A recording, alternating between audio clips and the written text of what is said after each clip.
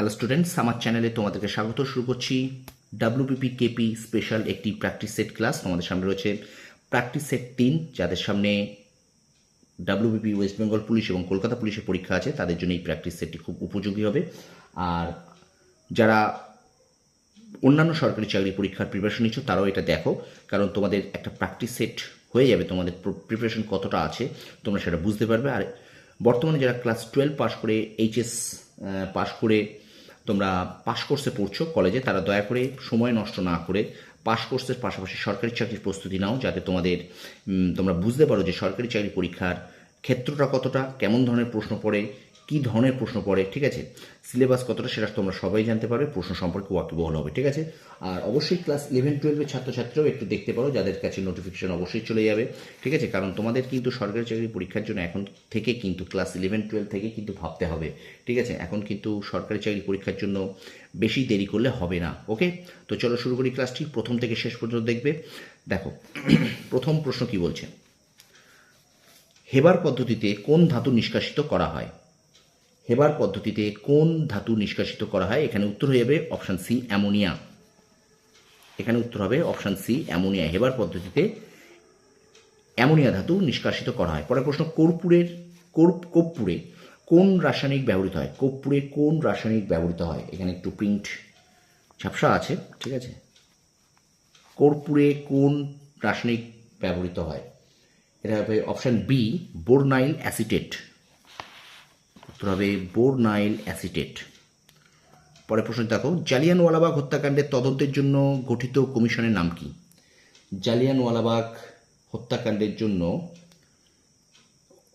তদন্তের জন্য গঠিত কমিশনের নাম, এখানে অপশান এ হবে, এটা কিন্তু হবে Hunter commission. Option A, Hunter commission উত্তর।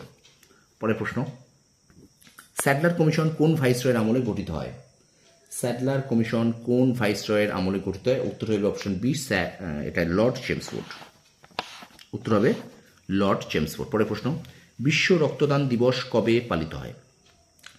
বিশ্ব রক্তদান দিবস কবে পালিত হয়? এখানে সঠিক উত্তর হয়ে যাবে অপশান এ, 14 জুন, বিশ্ব রক্তদান দিবস। পরের প্রশ্ন, ইন্ডিয়ান মিলিটারি একাডেমি কোথায় অবস্থিত? 6 থেকে প্রশ্ন দেখো, ইন্ডিয়ান মিলিটারি একাডেমি কোথায় অবস্থিত? এখানে সঠিক উত্তর হবে option A, Dehradun. Indian military academy কোথায় অবস্থিত? না, অপশান এ, দেরাদুনে অবস্থিত, ঠিক আছে। 6 দাগ হয়ে গেল, 7 দাগ এবার। চৈত্যভূমি কার সমাধিস্থলের নাম? চৈত্যভূমি কার সমাধিস্থলের নাম? ওকে, চৈত্যভূমি কার সমাধিস্থলের নাম? এখানে অপশান হবে 7-এর বি, অর্থাৎ উত্তর হয়ে যাবে কিন্তু বি আর আম্বেদকর। অপশান বি উত্তর, বি আর আম্বেদকর। পরের প্রশ্ন দেখো, ইন্টারন্যাশনাল মনিটারি ফান্ডের সদর দপ্তর কোথায় অবস্থিত? 8-এর দাগের উত্তর, ইন্টারন্যাশনাল মনিটারি ফান্ডের সদর দপ্তর কোথায় অবস্থিত? এখানে উত্তর হয়ে যাবে বি, অপশান বি, ওয়াশিংটন, ঠিক আছে।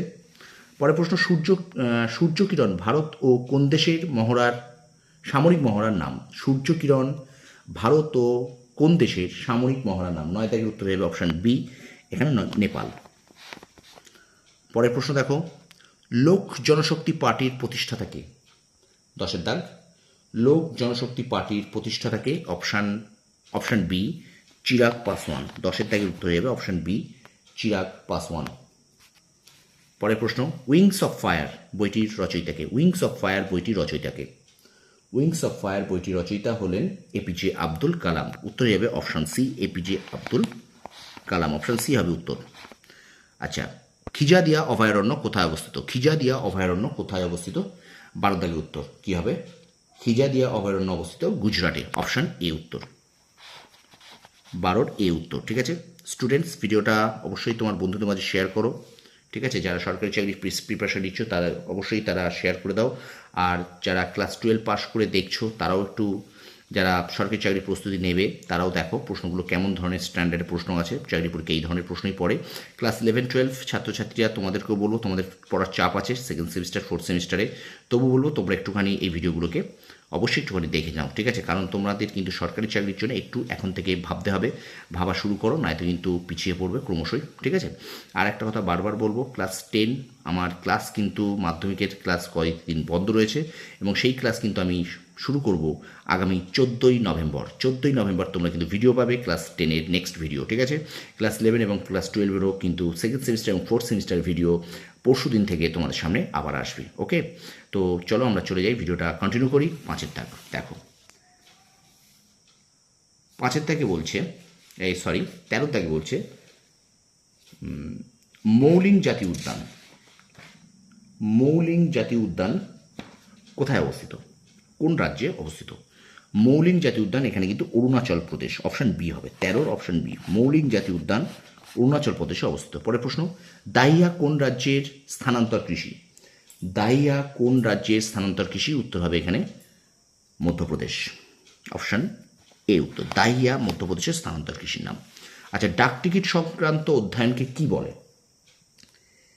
ডাকটিকিট সংক্রান্ত অধ্যয়নকে কি বলে? অপশান 15 দাগ, এটা হবে ফিলাটেলি, অপশান সি উত্তর ফিলাটেলি। ফিলাটেলি খুব দারুণ একটি প্রশ্ন, ফিলাটেলি, ঠিক আছে? পরের প্রশ্ন 16 নম্বর, সেনাবাহিনী দিবস কবে পালিত হয়? সেনাবাহিনী দিবস কবে পালিত হয়? ভীষণ ইম্পর্টেন্ট, দিবস থেকে উত্তর হয়ে 15ই জানুয়ারি। সেনাবাহিনী দিবস 15ই জানুয়ারি। তারপরে প্রশ্ন, সাইপ্রাসের রাজধানীর নাম কি? সাইপ্রাস 17 দাগ, সাইপ্রাসের রাজধানীর নাম কিন্তু নিকোসিয়া। সাইপ্রাসের রাজধানীর নাম 17 বি নিকোসিয়া। আচ্ছা, পরের প্রশ্ন 18 দাগ, বাহরিনের মুদ্রার নাম কি? বাহরিনের মুদ্রার নাম কি? উত্তর হয়ে যাবে এখানে অপশান বি দিনার। বাহরিনের মুদ্রার নাম অপশান বি দিনার। পরের প্রশ্ন, 2026 ফিফা বিশ্বকাপ কোথায় আয়োজিত হবে? 2026 ফিফা বিশ্বকাপ কোথায় আয়োজিত হবে? এটা অপশান ডি উত্তর হয়ে যাবে, অর্থাৎ America, Mexico, Canada. America, Mexico, Canada, ঠিক আছে? পরের প্রশ্ন, বীরবল কার ছদ্মনাম? বীরবল কার ছদ্মনাম? 20 দাগের উত্তর হয়ে যাবে অপশান সি প্রমথ চৌধুরী। বীরবল প্রমথ চৌধুরীর ছদ্মনাম। পরের প্রশ্ন, ন্যাশনাল সিকিউরিটি গার্ডের বর্তমান ডিজিকে? ন্যাশনাল সিকিউরিটি গার্ডের বর্তমান ডিজিকে, ঠিক আছে?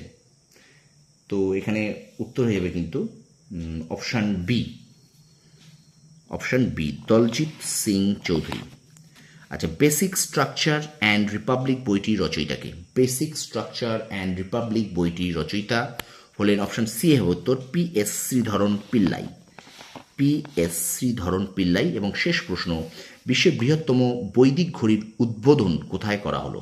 বিশ্বের বৃহত্তম বৈদিক ঘড়ির উদ্বোধন কোথায় করা হলো? এটা 23-এর সি হবে, অর্থাৎ মধ্যপ্রদেশ, উজ্জয়ন। ওকে, তো এই পর্যন্ত 23টা এমসিকিউ তোমাদের প্র্যাকটিস সেট 3 থেকে ডাব্লিউবিপি কেপি তোমাদের যে পরীক্ষা সামনে আছে তার প্র্যাকটিস সেট আশা করি তোমাদের অবশ্যই উপকারে দেবে। এবং যারা এসএসসি, এমটিএস বা রাজ্য সরকারের স্কুল সার্ভিসের গ্রুপ সি, গ্রুপ ডি পরীক্ষার প্রিপারেশন নিচ্ছ তাদের জন্য কিন্তু ভীষণ হেল্পফুল হবে, ঠিক আছে?